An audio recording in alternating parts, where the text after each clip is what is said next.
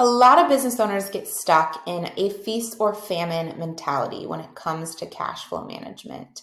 And I get it. It's really hard to live with a variable income.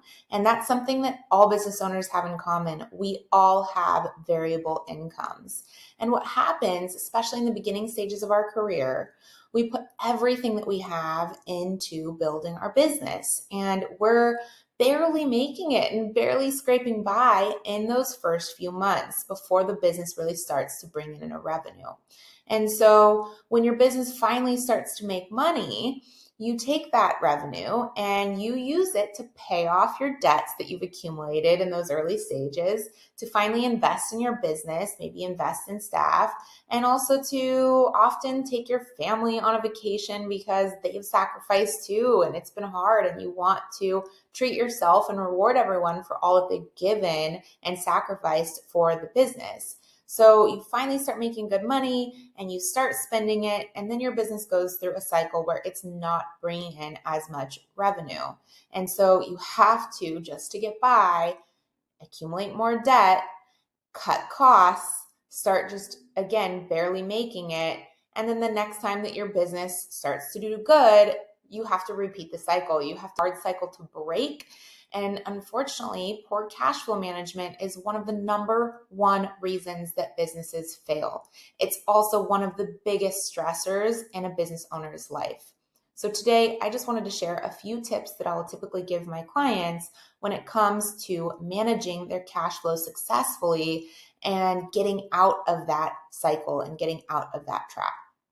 Hi, my name is Sierra. I am founder and lead advisor here at Infinite Heights Wealth Management. I work with a lot of business owners, and one of the very first steps that I will tell them to take when opening a business is to determine your minimum income need. Now, you should be in the right mindset with this. There's an income goal, what you would like to be earning in the business, and then there's your minimum income need. This is what you are willing to earn to make sacrifices to get your business off the road. This is what you have to bring in just to pay your bills, to keep the roof over your head, to just survive on a month-to-month basis. So determine what that number is for your family. That's really important. Because then from there, we need to determine what your business expenses are going to be.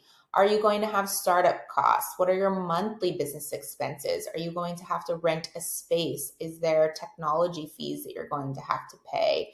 Do you have to invest in product up front? Whatever the number is for you, then on top of your minimum income need, we need to determine your minimum monthly business expenses. Two very important things. The second step, once we know those numbers, open a separate business account. This doesn't have to actually be in your business's name. You don't have to have your EIN established yet. It could just be another business account in your name. You nickname your business account, earmark for your business expenses. But it's really important that you have it. And if you're a new business just starting out, I really, really recommend that you have at least 6 months of your minimum income need set aside before you quit that job and commit to the business. Ideally, we have a year if you're really planning ahead and you're saying, yes, I want to do this someday. I'm still earning money. What do I need to have saved before I make that commitment? In an ideal world, we have a year's worth of that minimum income need. At the very, very minimum, we need 3 months. We need a full quarter of that minimum income need before you should be jumping and starting a business. But 6 months to a year is ideal that you have in this business income or business payroll account. Then you have a separate business account. This is really important too. This is your business checking account. This is where your business expenses are going to flow from. I like to keep these two accounts separate because you need to have your income reserve and then you need your business expenses. And if you know that you're going to have initial startup costs, this is where you build those savings. If you know that your monthly expenses for the business are going to be $2,000 a month, this is where you're going to keep that minimum, also 6 months reserve for the business. So once you have those two numbers saved and you're feeling really confident about taking that leap and starting the business because you have your income reserve and you have your business expense reserve. Then what we do is we set yourself up a payroll. Now, you don't actually have to be on payroll if you are a S Corp. You actually have to pay yourself a payroll. You can watch another video to learn about the different business structures and decide what's right for you.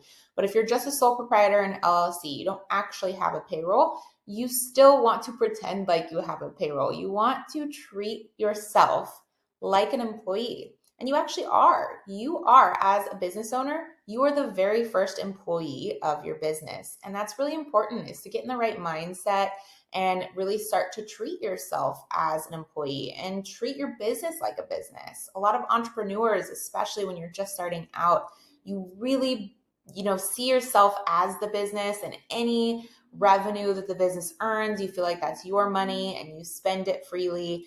And you want to shift that mindset and really start to separate those two. Look at yourself as an established business and treat your personal self as an employee of your business. So once you have that right mindset, you can set yourself up that payroll, whether it's just a transfer from one bank account to another or a legitimate payroll, doesn't matter. But what you want to do is you want to set that minimum income monthly need that you determined earlier. You're going to set that up in an automatic transfer on the first of the month. It is so important that you do this. And then the kicker is that you cannot touch your business account. And it's hard because it's your money and it is accessible to you. But if you want to do this right and you want to be successful, you want to challenge yourself in the beginning to not touch that business account for personal expenses. You live off of that minimum monthly income need that you determine for yourself. You have to stick to that budget. It also is really helpful in sticking to a budget because if you do it monthly, when you barely have any money left and you still have 2 weeks of the month left to go, that you've overspent, that you have to cut back. It's really visually easy to feel that and make better habits and make changes in your monthly spending. But that aside, it's really important that you don't tap into that business account in the beginning, because the way that this is going to work, you and your business might not earn revenue in the beginning first couple of months, but you very well might. You might get your first sale and it might be a big one. You might get a really big check and you might feel really excited and you're wanting to spend it and you're wanting to go buy those things, but you have to, again, just get in that mindset that goes immediately into the business account. It's not an expense that's available to you, or it's not a revenue that's available to you yet. It goes into that separate account. And that's going to allow you to keep up with this consistent monthly salary, regardless of how much money or revenue your business is actually bringing in. If your minimum income need is $4,000 a month and your business earns $10,000 that month, great. You're only going to pay yourself the $4,000. But let's say the next month you only sold $500 worth of product. That's really tough, but guess what? The last month you brought in $10,000, you only spent $4,000. You have $6,000 now to supplement the month where you only brought in $500. It seems straightforward, but it's a lot harder in practice. But you really want to give yourself that consistent monthly income and really challenge yourself not to tap in to that account earlier for any expenses. However, in order for this to work, you do have to treat yourself. You are going to have big expenses, and we get that. And if your business is doing well, you should treat yourself, and we should make adjustments as your wealth and income starts to grow to that minimum income need. But we want to do it in a really strategic and thoughtful way. And so what I suggest is setting up a minimum of quarterly CEO days. Now, I do a lot in my CEO days. I'll make another video talking about all the different things that you should tackle in those CEO days. But at a minimum, you should have your business review days or business review hour blocked in your CEO day, where you look back at the revenue that you've actually earned over that last quarter.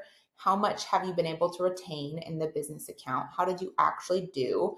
Do you have a surplus? And if you do, how do you want to spend that? Do you want to continue to save it so that you feel more secure for the next quarter? Or do you want to take a profit sharing distribution from that account to take your family on that vacation, to invest in your business, to maybe bring somebody on to the team. That decision is yours, but you want to make that decision in a very thoughtful and strategic way. And you want to make sure you feel really confident about the way that you're spending your money. So again, easier said than done, but it's a really, really good practice and good habit to get into, to treat yourself like an employee, pay yourself a consistent salary, treat your business revenue as separate from your own, and pay yourself out in terms of bonuses, make adjustments as needed as your business starts to grow. And you will be so much better off for it. Not only will you create good habits, this will also keep things clean and easy for you come tax season, and will also set you up for when your business does grow and you are ready to incorporate. You're already implementing a lot of these systems and processes anyway, so it will help you along the way. Now, if you're not just starting a business, don't feel like it's too late. You can implement these practices at any time, and you can also implement them if you're not a business owner. If you are somebody who lives off of variable income because of commission or any other reason, this is still a really, really great practice to have. You should absolutely consider trying these steps. And if it does require you to take out a small business loan to get that minimum reserve, that's a consideration that you should really make, because it might be worth it to get and create these really good, long-lasting habits. So I hope this is helpful. Follow along for more great tips like this.